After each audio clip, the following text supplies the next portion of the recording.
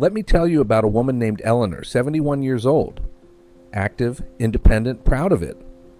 One morning, she reached up to put a coffee mug back on the shelf, felt a small twinge in her back, and thought nothing of it. 3 weeks later, an x-ray showed she'd fractured a bone in her spine. Not from a fall, not from an accident, but from the simple act of reaching for a mug. Here's what frightened her most. Her doctor said her bones had been quietly weakening for 15, maybe 20 years. And in all that time, she never felt a thing. No ache, no warning, nothing.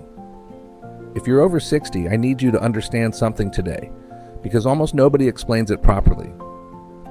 The slow weakening of your bones is the single most predictable thing that happens to the human body as it ages, and it is also one of the most preventable. But the advice most people are given is incomplete. They're told to drink their milk and take a calcium pill, and they walk away believing they've handled it. They haven't. Not even close. In the next few minutes, I'm going to show you what is actually happening inside your bones right now, why the popular advice quietly fails, and the one signal your skeleton is starving for. The signal that decides whether you stay strong and unbreakable, or whether you become another Eleanor. Stay with me, because this changes how you think about every year ahead. Let's clear up the biggest misunderstanding first, because everything else depends on it. When you picture a bone, you probably picture something like a dry stick, hard, dead, unchanging. A piece of scaffolding that was built when you were young and just sits there for the rest of your life. That picture is completely wrong, and believing it is the first reason so many people lose their bone strength without ever fighting back. Your bones are alive. Right now, inside every bone in your body, there is a construction crew working around the clock. This crew has two teams. The first team's job is to find old, worn, or microscopically cracked bone and dissolve it away, clear out the old material. The second team follows right behind them and lays down fresh new bone in its place. Tear down the old, build up the new. Tear down, build up. This process never stops. It is happening as you listen to me. In fact, your skeleton completely replaces itself about once every 10 years. The thigh bone you have today is not the same physical bone you had a decade ago. It has been dissolved and rebuilt, piece by piece, without you ever knowing. Now here's why this matters so much. When you were young, those two teams were in perfect balance, and for a while, the building team was actually winning. That's why children and young adults grow stronger, denser bones every year, reaching their peak somewhere in their late 20s or early 30s.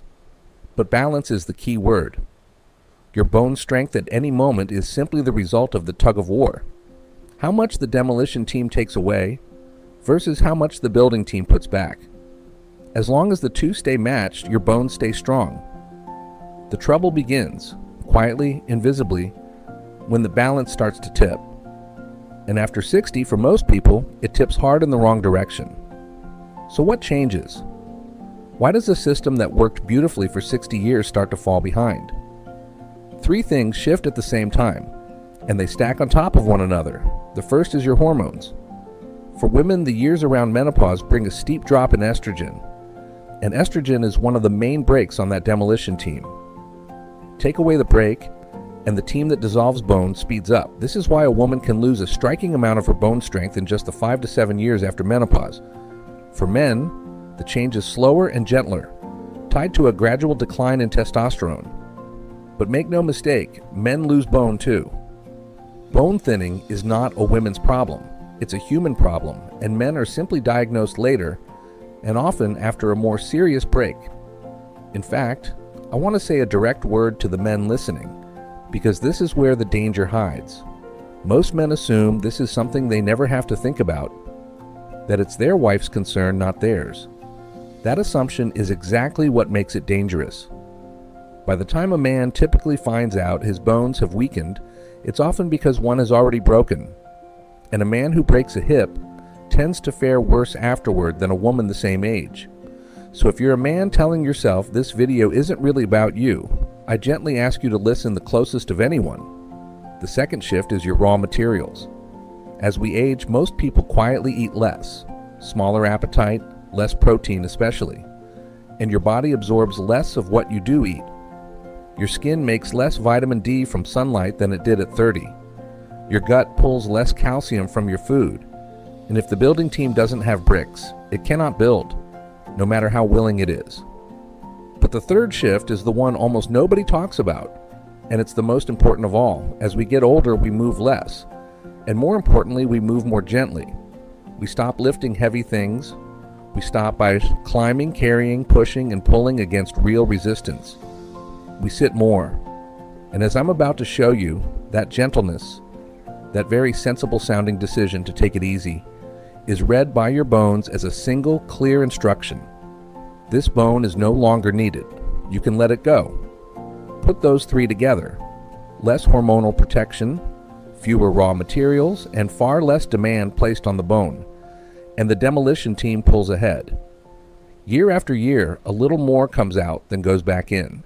It is slow, it is silent, and left alone, it is relentless. Now let's talk about the advice almost everyone gets, because I think it does real harm by making people feel safe when they aren't. You've heard it your whole life.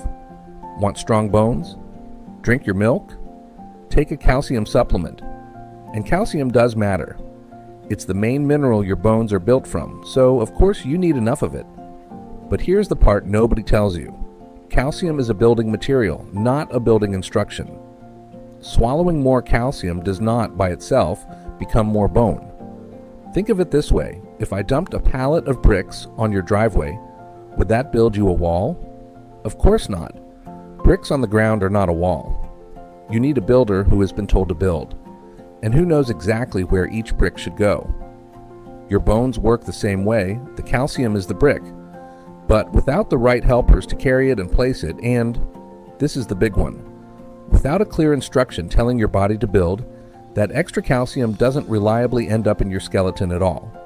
Some of it simply passes through you, and some of it, when it has nowhere useful to go, can settle in places you very much do not want it, like the walls of your arteries. That's why piling on calcium pills on their own has not been the rescue people hoped for, and why some studies raised concerns about taking large doses without the partners it needs. I'm not telling you calcium doesn't matter. I'm telling you that calcium alone is maybe a fifth of the real story. If milk and a pill were the whole answer, bone thinning would be rare, and it is anything but. So if the bricks aren't the missing piece, what is? What is the instruction your bones are waiting for? That's the heart of all of this, and it's what I want to give you next. Here's the single most important idea in this entire video. If you remember nothing else, remember this. Bone is built by demand. Your skeleton is, above all, a practical thing. It does not want to carry 1 ounce more than it has to, because bone is expensive for your body to maintain. So it follows a simple, ruthless rule. Keep exactly as much bone as the body is being asked to use, and quietly shed whatever isn't being used. And how does your body measure how much bone you're using? Through load, through force, specifically through the pull of your muscles against your bones, and the gentle impact of your body working against gravity. When a muscle contracts hard and tugs on the bone it's attached to, it bends that bone a tiny, invisible amount. Your bones feel that stress, and they treat it as a message. We are needed here. We are being worked. Build us up and make us stronger so we can handle this. This is one of the oldest and best understood rules in all of human biology. Stress a bone in a safe, repeated way, and it responds by getting denser and stronger, right at the spot where it's needed. Stop stressing it, and it slowly gives that strength back. Use it or lose it. And your bones mean that more literally than almost any other part of you. And if you doubt how powerful this signal really is, look at what happens when it's taken away completely. Astronauts are some of the fittest people on the planet, but in space, with no gravity to work against, their bones receive almost no load at all, and they can lose bone strength faster up there in a single month than a person on Earth loses in an entire year. Same athletes, same diet, same bodies. The only thing that changed was the demand. Take away the load, and the skeleton melts away with shocking speed. You don't have to go to space to see it either. Put a healthy person on strict bed rest for a few weeks, and the very same thing begins. Bone draining away, simply because nothing is asking it to stay. That, right there, is the whole secret in one picture. Your bones are not aging on some fixed clock you can't touch.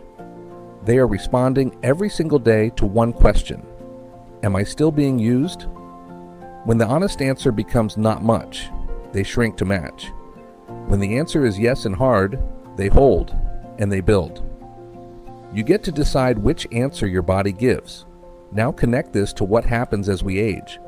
When we decide to take it easy, to stop carrying the heavy bag, to avoid lifting, to move only gently and carefully, we are, without meaning to, sending our bones the one message that tells them to shrink. We think we're being safe, but our skeleton hears, not needed anymore, and it acts accordingly. This is the signal your bones have been starving for. Not more milk, not another pill. Real, meaningful demand. The kind that says loud and clear, I am still using this body, so keep it strong. And the beautiful part, the part that should give you real hope, is that this signal works at any age. Your bones can still hear it at 60, at 70, at 80. The crew is still in there, still waiting for orders. So why don't we feel any of this happening? Why was Eleanor blindsided? Because bone has no pain nerves inside it for this kind of slow change. As the demolition team pulls ahead and the inside of the bone grows more porous, more like a sponge and less like solid wood, there's nothing to hurt. No ache tells you your hip is thinning. No twinge warns you your spine is growing fragile.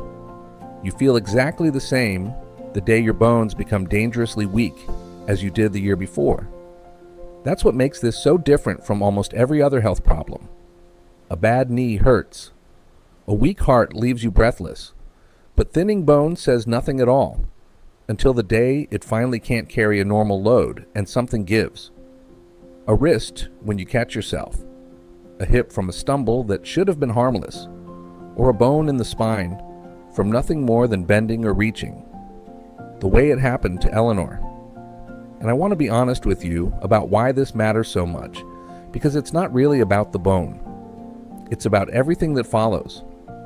For an older adult, a serious break, especially of the hip, is one of the most life-changing events there is. Many people never fully return to the independence they had before. Some lose the ability to live on their own. That is the real stakes here. Not a number on a scan. Your freedom.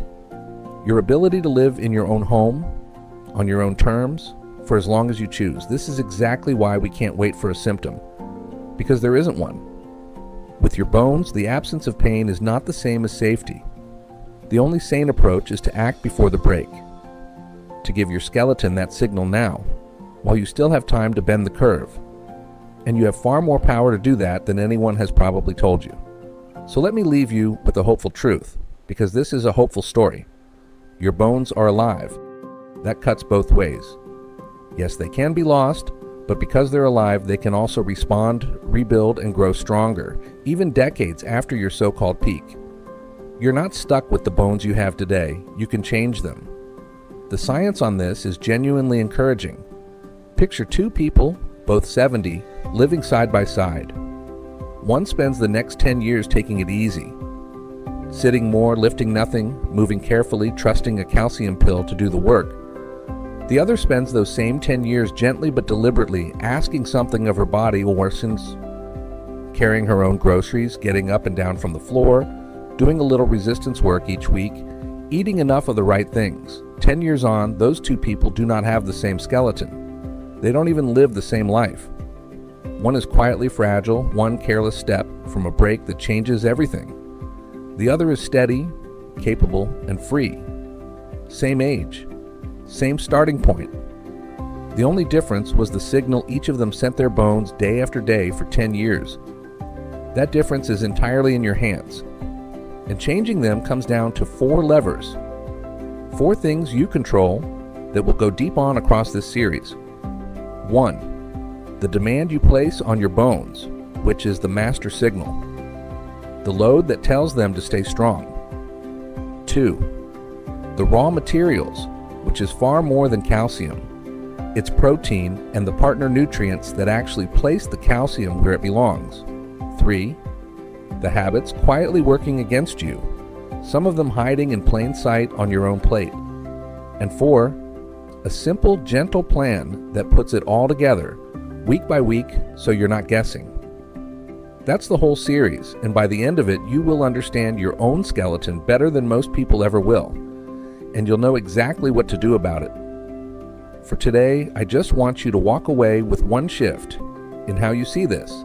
Strong bones aren't something you are simply given or denied. They're something you earn and keep earning through how you live, right up to your final decade. Eleanor's story did not have to end the way it began. Yours doesn't either. Next time, we're going after that calcium myth head on. I'll show you why the pills so many people rely on may be doing far less than they think, and in some cases, the wrong thing entirely, and what actually gets the calcium into your bones instead of your arteries. You won't want to miss it. Subscribe, and I'll see you there.